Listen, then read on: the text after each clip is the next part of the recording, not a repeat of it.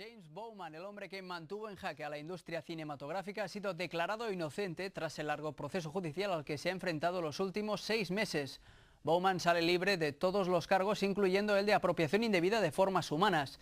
Vamos con nuestro compañero Pepe Gutiérrez, quien se encuentra en la puerta del juzgado, donde está a punto de aparecer bajo un clima de gran expectación. Ha llegado a su fin, un juicio histórico, un juicio en el que nada estaba claro. Las más grandes productoras de Hollywood han perdido una guerra contra un solo hombre. James Bowman ha sido declarado finalmente inocente de todos los cargos que se le imputaban contra la industria del cine. Parece que ya está bajando. Atención, vamos a conseguir las primeras declaraciones. Mi cliente quiere expresar su felicidad por el triunfo de la justicia. Una justicia que ha prevalecido una vez más sobre... ¡Dios mío! ¡Un hombre armado acaba de disparar a Bowman! ¡Atención, esto es un caos! ¡Que alguien llame a un médico! ¡Dios mío, le sale sangre por la boca! Está muerto. Esto es una gran tragedia. James Bowman ha muerto.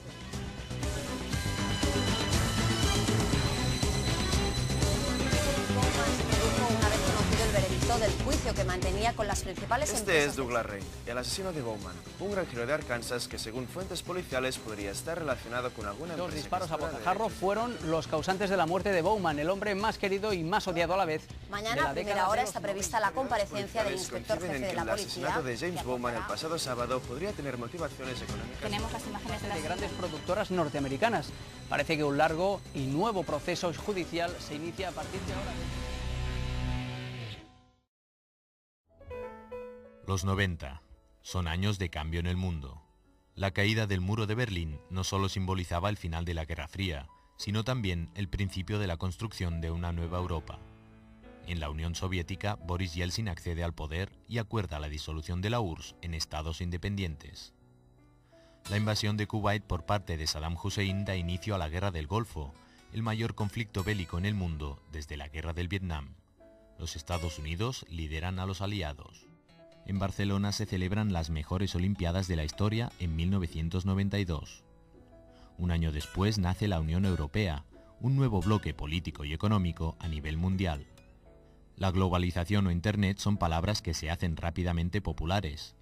También Bowman, que con su dudoso ingreso en Hollywood se convierte en el personaje con más popularidad en todo el mundo, por encima incluso de Bill Clinton o de Michael Jackson.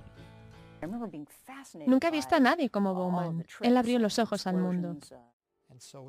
Su narcisismo le llevó a un final anunciado, recogió aquello que fue sembrando durante su vida. No hizo más que dar problemas a todos. Mucha gente perdió el trabajo por su culpa. Yo creo que después de Bowman, la gente se ríe más de todo lo que le sucede. Era un humorista del futuro. No tiene parangón en la actualidad. Es muy difícil juzgar a un hombre tan controvertido. Tuvo tantos detractores como gente que le idolatró. Nos trajo algo distinto, algo que nadie podía llegar a imaginar. Esta es la vida de James Bowman, considerado por unos como un estafador y por otros como un nuevo dios de finales del siglo XX. Mucho se ha hablado sobre este personaje, su salto al estrellato, su vida privada, sus romances, incluso su propia autobiografía deja vacíos. James Bowman nació en 1970 en Ayué. Hijo de un profesor de electrónica estadounidense y de una ama de casa española, desde pequeño tuvo siempre el menosprecio tanto de su familia como del resto de sus compañeros de clase. Su introversión marcó su infancia y ya desde niño mostró una clara vocación hacia el cine. En las representaciones de la escuela los compañeros le maltrataban, dejando al pequeño James arrinconado. No obstante, una vez consiguió ser el protagonista de la obra, con la disconformidad de las madres del resto de alumnos. Quizás es aquí cuando encontramos la verdadera vena interpretativa de nuestro protagonista. Con 18 años se marcha de su pueblo para ir a estudiar a Barcelona, donde se matricula en Ingeniería Industrial Electrónica. Allí estará libre de vejaciones, insultos, azotes en el culo y de la incomprensión de su entorno. Entrará en un círculo de amistades en la universidad que le hará tener otra visión del mundo. Estas imágenes pertenecen a una grabación de uno de los compañeros de apartamento del propio Bowman, en 1988. Entonces estamos ahí todos juntos, empezamos a beber, íbamos todos bastante contentillos, pero él está en su salsa. Luego más tarde, no me acuerdo a qué hora, dijo, voy a hacer el Marlon Brando en El Padrino. y me va a ver todo el mundo. Nosotros nos miramos y nos comenzamos a reír. Bowman no bromeaba.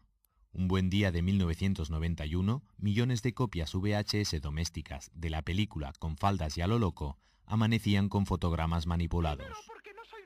Cinéfilos de todo el mundo no daban crédito a lo que veían. Un personaje misterioso aparecía donde nunca antes había estado ni visto nadie.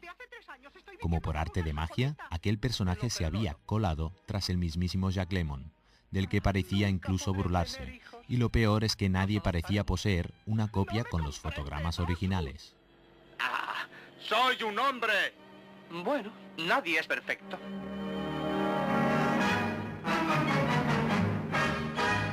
La noticia causó gran estupor en el mundo del celuloide. Aquel hombrecillo burlón apareció en todos los periódicos e incluso se especuló en diversos medios con su origen extraterrestre. Poco después se descubriría al mismo personaje en Una noche en la ópera. Quedaba claro en esta escena que aquel desgarbado chico nunca había estado en ese camarote, sino añadido posteriormente. Tiene que hacer la cama. Oiga, póngame 2 almohadones en la cama, ¿eh? Las distribuidoras recibieron un shock al confirmarse que los negativos originales del film estaban igualmente afectados. ¿De quién se trataba? ¿Dónde estaba? ¿Se trataba de un grupo organizado o de un acto de locura aislado? ¿Era posible que alguien, con los medios existentes en la época, hubiera manipulado millones de cintas a la vez? Y sobre todo, ¿por qué? Semanas más tarde marcaría un nuevo hito. Dejaba de ser un secundario para convertirse en el protagonista. Incluso el mundo descubrió su voz y sus cualidades interpretativas. ¿A dónde iré yo? ¿Qué podré hacer? Francamente, querida, me importa un pimiento.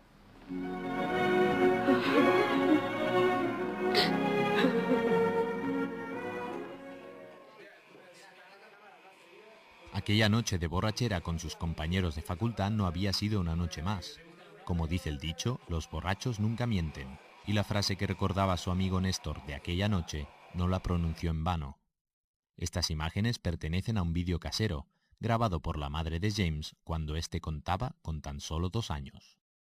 Ya de mayor, Bowman mostraría al mundo su capacidad como actor. Tu paraíso era América. Tenías tu negocio, la vida te iba bien. La policía velaba por tu seguridad. Lo que pido es justicia. Vienes a mí a decir, Don Corleone, pido justicia. Y lo haces sin ningún respeto. No como un amigo. Ni siquiera me llamas padrino. Eso no es justicia.